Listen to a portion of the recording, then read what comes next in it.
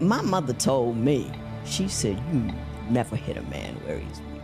Never hit a man where he's weak. And why would you want to do that anyway? It's like pointing out all their flaws. They know they're there, so why would you emphasize it? Why would you bring your man down like that? What's the best relationship advice you've ever heard, received, or given? Make a list of the things that are truly important for you to find in a partner, and then be that list. 100% love that. The best advice that I could give anybody is welcome to Krystal Rowe Impact, a space dedicated to empowering you to be the change that your bloodline has been waiting for. Join me and together, let's inspire change. Kia ora and welcome back to the Krystal Rowe Impact podcast. And today I'm going to be looking at a few reaction videos that you guys sent through from last time. So here's the first one. I think the best piece of advice my dad gave me was when I was struggling as to whether I should stay in a relationship or not. He said, Shivani, if you weren't enjoying your job, would you tell me that you're not going to leave because there's no other jobs in the world? I absolutely love that the father in this situation actually pays enough attention and that she has a beautiful relationship where he can actually speak truth. And it's such a good scenario. I can't wait to see how this one plans out. Or would you just stay in that job and be miserable forever? And I was like, well, obviously I would leave the job. There's millions of jobs in the world. I think how she says, obviously I'd leave, but is talking about a relationship and really differentiates the relationship to the job. And how many times do we do that in life? We just blend everything. And he was like, yeah, but what if you're not qualified? I was like, well, there'll be something I'm qualified for. Yeah. He was like, exactly. So when you're not happy in a relationship, I say this all the time, and I think it's because my parents have been really positive with that reinforcement from a young age. Mentions that her parents have been really positive since a young age, but not everybody has that influence. There are millions of people in the world. Why on earth do you think you're not going to find someone? Yeah. It's bizarre to me. By the way, I'm not saying it's easy when you Yeah. have to leave a relationship. It's very difficult. You have a lot of emotional attachment. You have a lot of social attachment. Sometimes your friends are really similar. Some people are living together. It's hard. But at the end of the day, you have one life. Yeah. And when you think about the fact that you just have one life and that's it, and you're just going to die after, you're never going to get the chance to feel that love or that affection or that feeling again. Why would you waste it on someone?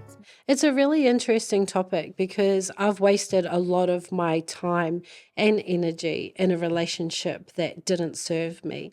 And I think what I picked up for myself personally in that is that she had positive parents that obviously displayed a healthy relationship, but also had a positive input.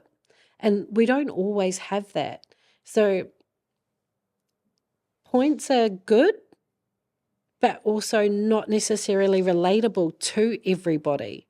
Like, we can't all relate by having positive parents. Or parents that even know of our struggles. So I just would encourage you, if you are going through a rough relationship and you need to get out, make yourself a priority. Love yourself enough to know when it's not working. A saying that I love is enough is enough. So when is enough enough for you? Let's have a look at the next one. My mother told me, she said, you never hit a man where he's weak. Never. It could be true, it could be real, but you don't hit him where he's weak because it'll turn around on you. You can get him to do what you need him to do, but you never hit a man where he's weak because they never forget it. It lives with them. Never hit a man where he's weak. And why would you want to do that anyway? Like, that's more of a reflection of the type of person that you are if you were to do that. If that's your man, you should love and protect him. With them. You know what his weaknesses are? He don't know I know that.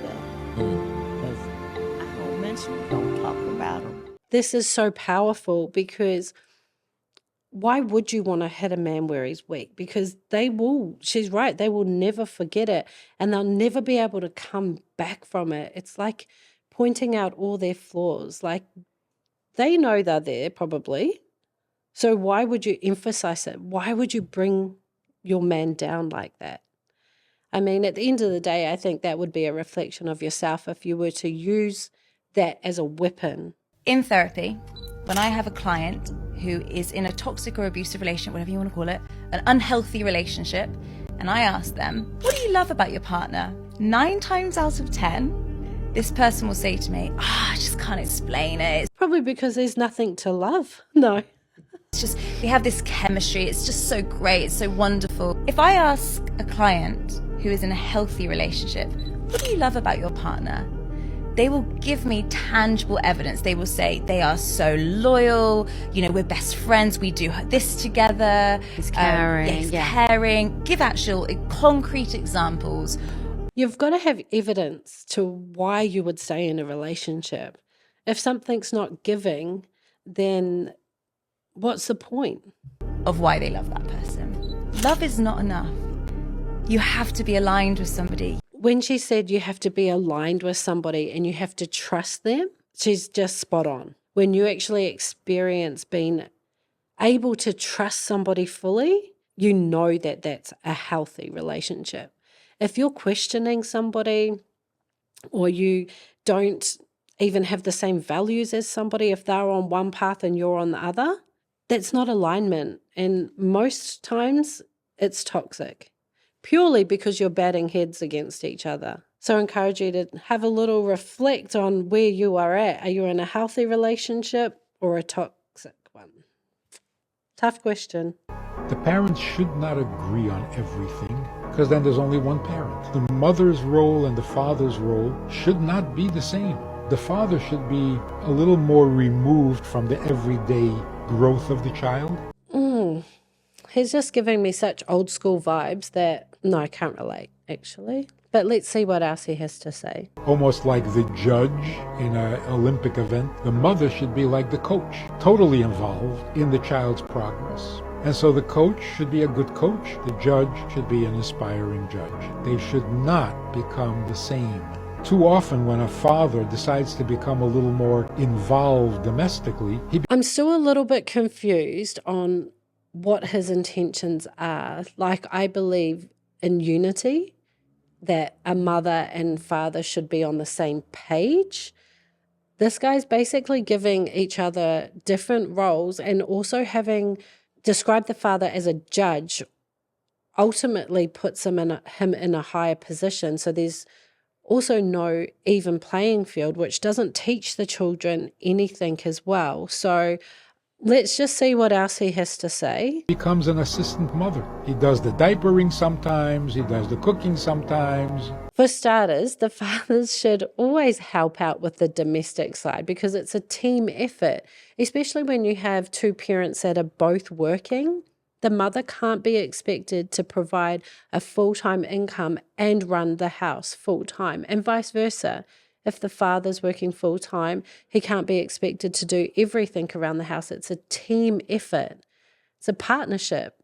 Being a parent, a mother and a father, is a partnership. It's not one is better than the other in your role. Which is fine as a pinch hitter for the mother's responsibilities, but that's not what you're there for. You're there to be the father. So you don't have to agree.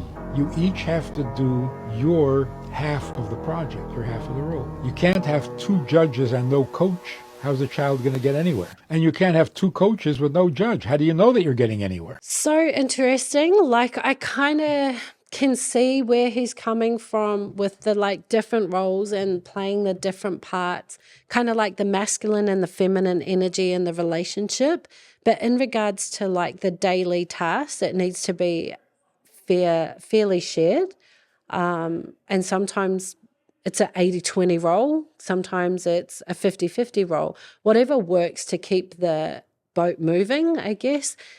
But I don't really agree with the way he's delivered this. Let's look at the last one. What is the worst relationship advice you've ever heard or received? Find someone who loves you more than you love them. Oh no, he's right. That is the worst. Question number 2. What's the best relationship advice you've ever heard, received, or given? Make a list of the things that are truly important for you to find in a partner, and then be that list. 100% love that. It's the perfect advice. You can't expect to get something if you can't be it. Work on yourself. I think that's the best advice that I could give anybody, is to work on yourself and, just like he said, be what you want. Awesome, whānau. That's a wrap for another episode of Reactions. Some caught me off guard a little bit, some that I loved. Let me know in the comments below what you think about those, and I will see you in the next episode.